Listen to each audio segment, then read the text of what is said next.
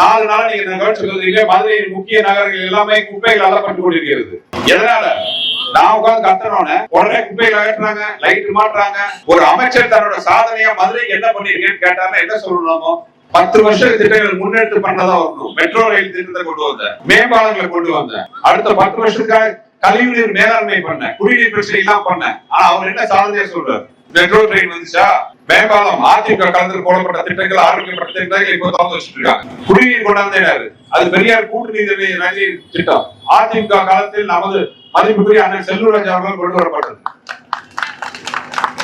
தேவையில்லாம 2016 21 வரைக்கும் மத்திய அரசின் ஸ்மார்ட் சிட்டி திட்டத்தின் கீழ் இந்தியாவின் தலை சிறந்த 100 நகரங்களில் ஒன்றாக மதுரை தேர்ந்தெடுக்கப்பட்டு ஸ்மார்ட் சிட்டி மூலம், அது மதுரைக்கு ஸ்பெஷலாக ஹெரிடேஜ் டெவலப்மெண்ட் ஜோன் ஸ்பெஷல் ஒரு ப்ரோக்ராம் போட்டு மதுரைக்கான கோடிக்கணக்கான ரூபாய் நிதி அனுமதிக்கப்பட்டது. அதை வச்சு திட்டங்கள் ஆரம்பிக்கப்பட்டது அதிமுக காலத்துல.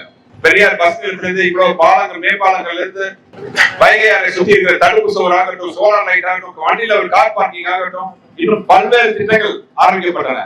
திமுக ஆட்சிக்கு வந்தோட 5 வருஷத்துல என்ன பண்ணாங்க? எல்லா பிரச்சனையும் நம்ம தேவையில்லாம மக்களுடைய பிரிவினையை உண்டாக்கி மத்திய அரசு சண்டையை போட்டு மத்திய அரசு மீது எதுவுமே தமிழ்நாட்டுக்கு வரவிடாம பண்ணி எந்த நலத்திட்ட உதவியும் மதுரைக்கு வரவிடாம பண்ணி இப்ப மதுரை எப்படி இருக்கு? இது நான் கேட்டா என்கிட்ட அறியாமைங்கிறார், நான் ஜீரோங்கிறார், நான் ஒரு வெற்றிடம்ங்கிறார். அது போக பல பட்ட பேர், கூத்தாடி, பச்சோந்தி, சினிமா சங்கி, இன்னும் சில வார்த்தையெல்லாம் மறந்துட்டேன். ஆனால் ஒண்ணு, இந்த நிமிடம் வரை ஒரு வார்த்தை நான் அவரை பத்தி தனிப்பட்ட முறையில் அவரை தாக்கின ஒரு வார்த்தை பேசல. எனக்கு பேச தெரியாதா? ஐயா, உங்களுக்கு எழுதி கொடுக்குறவங்களோட பல மடங்கு பெரிய நானு. ஒரே மனப்பாடம் பண்ணி பேசிட்டு இருக்காரு. ஒரு நலத்திட்டம்னா என்ன சொல்லணும்? இது பண்ணா அது பண்ணிட்டு, சமுதாய நலக்குழு கட்டினேன், அது கட்டினேன், இது கட்டினேன்னு சொல்லிட்டு இருக்காரு. இப்படிதான் சொன்னாரு.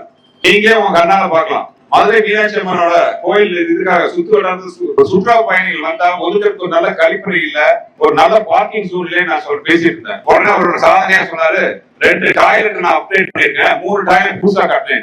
சரி, அட்லீஸ்ட் இதாச்சும் பண்ணாரு அப்படின்னு டாய்லெட் போய் பார்த்தா தண்ணி வசதி இல்ல, எந்த அடிப்படை வசதி இல்ல. அவருக்கு இப்ப அவசரமா நான் நேற்றெல்லாம் அந்த போட்டோ காட்டிட்டு இருந்தேன். அவசரமா அந்த கழிப்பறை எல்லாம் சிமெண்ட் எல்லாம் பூசி தண்ணி எல்லாம் ஊத்தி ரெடி பண்ணிட்டு இருக்காங்க.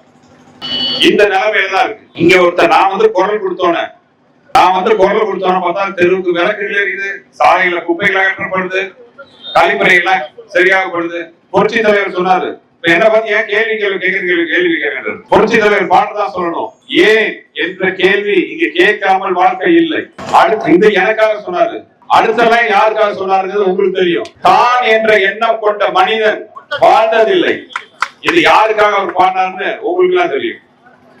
அங்குள்ள மதுரை மாநகர மக்களுக்கு எல்லாம், வாக்காளர்கள் நான் வேண்டி கேட்டுக்கொள்வது, போதும் 10 வருஷம் 2 தடவை சதுர குட்டிங்க. ஃபர்ஸ்ட் தடவை எதிர்கட்சி ஒண்ணும் பண்ணலைன்னாரு. இப்ப நான் நினைச்ச அளவுக்கு பண்ண முடியலைங்கிறார். பிரஷர், என்ன பிரஷர் மக்களுக்கு சொல்லணும். இதெல்லாம் இல்லாம மறுபடியும் எந்த தயக்கமும் இல்லாம 5 வருஷம் மக்கள் பிரச்சனையை சொல்லுவாங்க பார்க்க வராம இருந்துட்டு ஓட்டு கேட்டு வராங்க.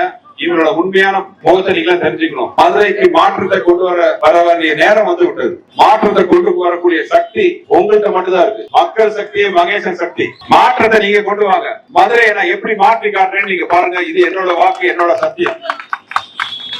வர 23ஆம் தேதி இரட்டைலைக்கு வாக்களித்து நீங்கள் மதுரை மத்திய தொகுதியில் கொடுக்கிற வெற்றி, எடப்பாடியாரின் ஆட்சி தமிழகத்தில் மலர ஒரு வெற்றி திலகமாக அமையிட்டு உங்களை வேண்டி விரும்பி கேட்டுக்கொள்கிறேன். இவங்கள மாதிரி 1000 ரூபாய் உதவித்தொகை மகளிருக்கு அனௌன்ஸ் பண்ணிட்டு 28 மாசம் கழிச்சு, அது என்ன 28 மாசம் கணக்கு தெரியுமாமா?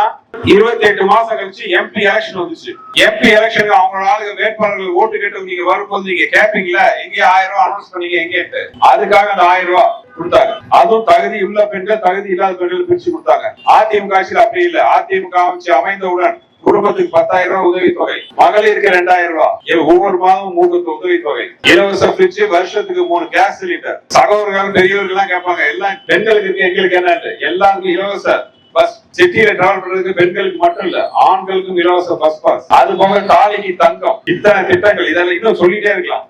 இத்தனை திட்டங்கள் அதிமுக வந்தோட நிறைவேற்றப்படும். இவங்க மாதிரி பேப்பர்ல இல்ல, ஒரு கூப்பன் கொடுக்குறாங்க. 8000 ரூபாய் ஒரு கூப்பன்.